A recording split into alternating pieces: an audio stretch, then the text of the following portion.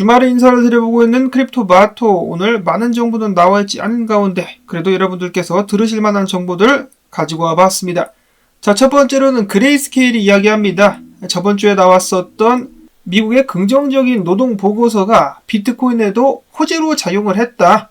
지난 9월 미국의 고용지표 호조는 금리 인하 속도를 늦출 수 있다는 가능성을 시사하긴 하지만 투자자들의 위험 자산 선호도를 끌어올릴 수가 있었다. 중기적으로는 인플레이션 리스크를 다시 야기할 수 있겠으나 이러한 환경에서 비트코인은 긍정적인 혜택을 받을 것으로 전망이 된다. 저도 동의를 하는 바입니다. 이어서 어제 비트코인 현물 ETF에 자금이 조금 흘러 들어왔습니다. 2,560만 달러가 유입이 되었었고, 자, 다음으로는 바네크가 보고서를 통해서 밝히기를 4분기 비트코인은 긍정적으로 예상을 한다라고 밝혔습니다.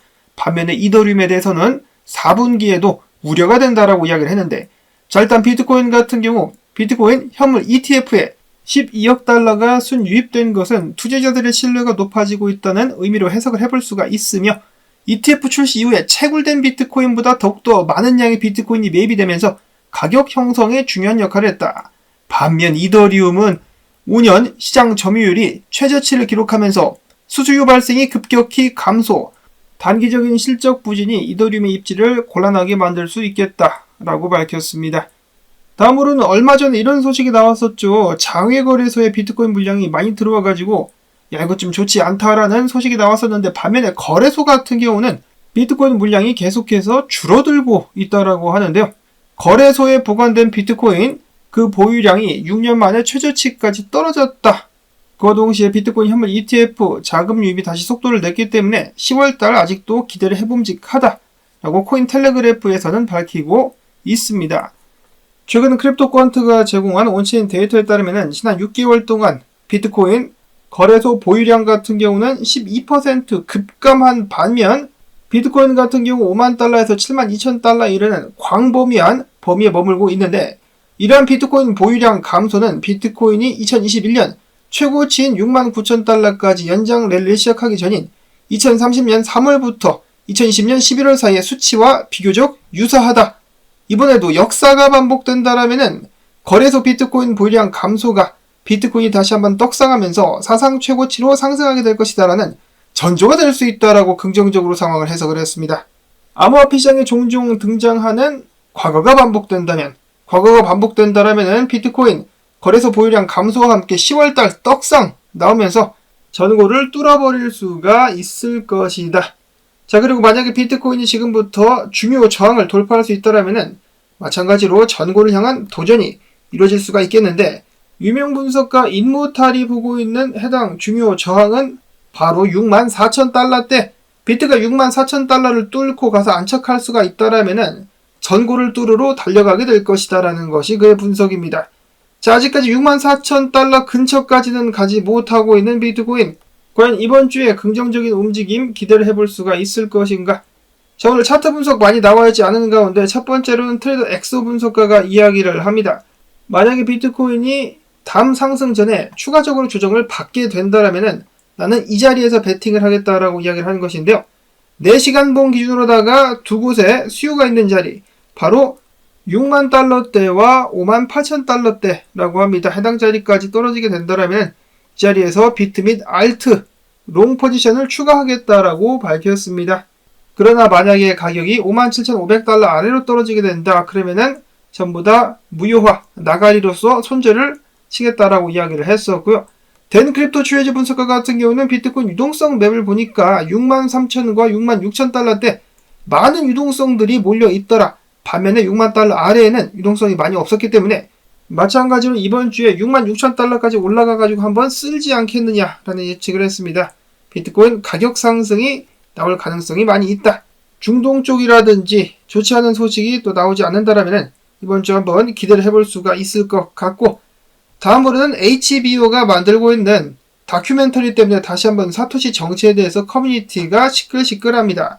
HBO는 과연 누구를 두고 사토시라고 칭한 것일까? 사토시로 결정을 할 것인가를 두고 시끌시끌한 가운데, 커뮤니티 같은 경우 HBO가 사토시라고 일컫는 사람은 아마도 렌 세서맨이 될 것이다 라고 예측을 하고 있습니다.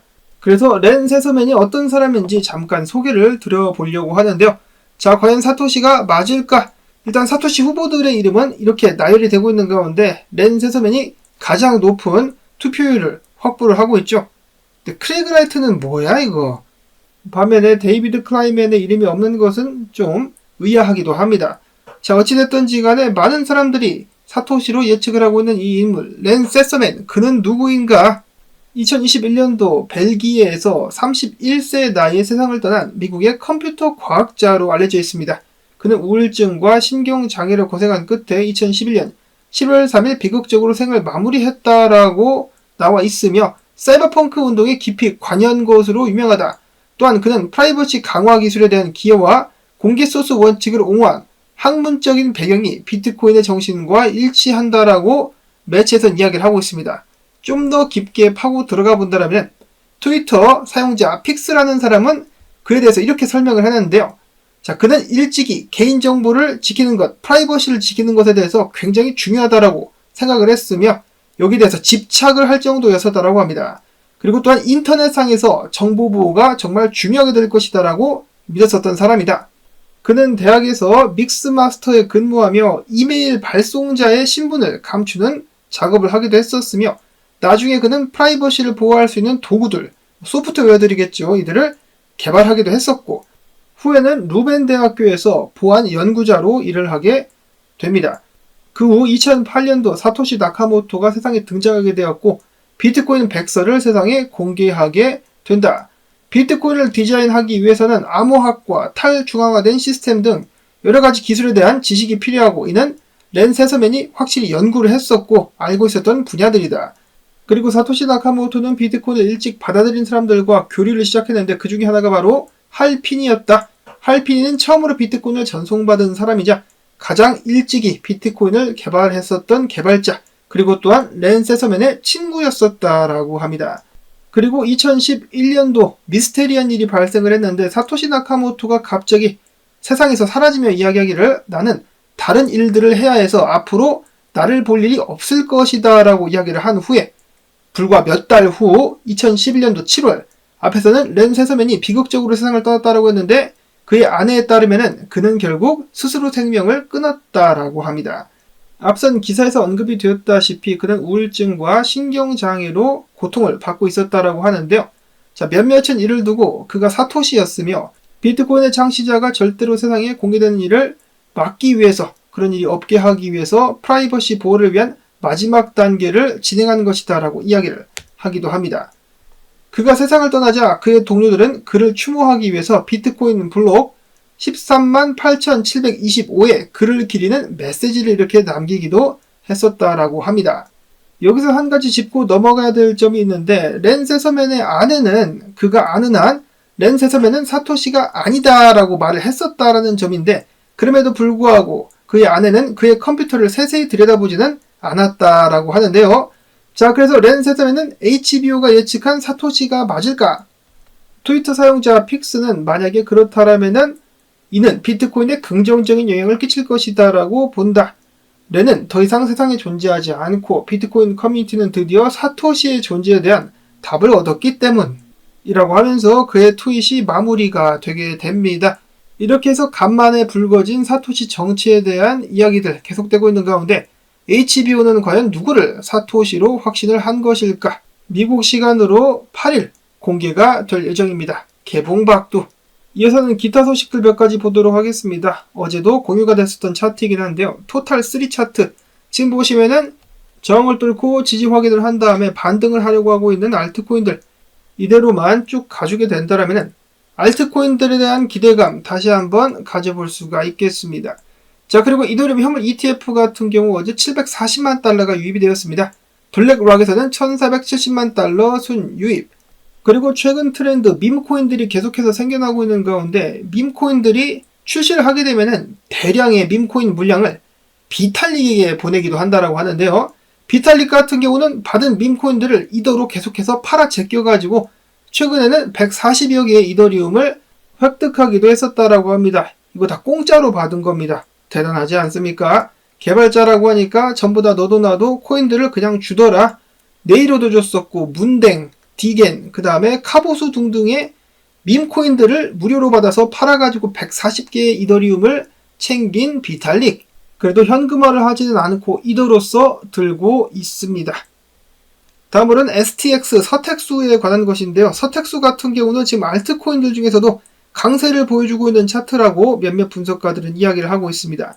첫 번째로 덴크립토 트레이즈 분석가 같은 경우는 일단 지속적인 확실한 강세를 위해서는 일봉 기준 200MA, 102평을 뚫어줘야 된다. 지금 여기에 있죠. 2달러 근방에 있는데 서택수가 힘을 내가지고 저항도 올라가가지고 202평 위로 올라갈 수만 있다라면 추가적인 큰 상승이 나오게 될 수 있을 것이다 라고 이야기를 했었고, 알트코인 설파 역시 이러한 서택수의 강세에 동의를 하면서 지금 차트를 보니까 그렇게 고민하지 말고 1달러 20센트에서 2달러 사이에서 현물로 모아가면 나중에 좋은 결과가 있을 것 같다라고 이야기를 하게 됐었습니다. 저번 불장 때는 매틱이 큰 상승을 보여주면서 난리를 한번 냈었는데, 이번에는 서택수가 그런 모습 한번 보여줄 수 있으면 좋겠다라는 바람 가져보고요. 마지막으로는 세계 여러 나라 국가들이 계속해서 브릭스 연합에 가입하기를 원하고 있는데, 이번엔 시리아가 브릭스 가입 신청서를 정식적으로 제출을 했다라는 소식이 나왔습니다. 반 달러 연합이라고 볼 수가 있겠죠. 반 달러 혹은 반 유로 연합인 브릭스, 갈수록 세가 강해지고 있으며 얘네들이 힘이 세지면 세질수록 달러의 힘은 약해질 수밖에 없겠습니다. 그들이 과연 이번 달에 새로운 지불 시스템 발표를 할 것인지 주목을 해주실 수 있기를 바라면서, 나온 정보도 오늘도 도움되셨다면 주말에도 수고했다, 주말 일당 가지야, 광주뜻 광고 봐주기, 좋아요, 댓글 남겨주기, 그리고 암호화폐 하드웨어 지갑이 필요하신 분들은 제 링크를 통한 구매 부탁을 드리면서 저는 다음에 새로운 소식 가지고 인사를 드리도록 하겠습니다. 안녕히 계십시오.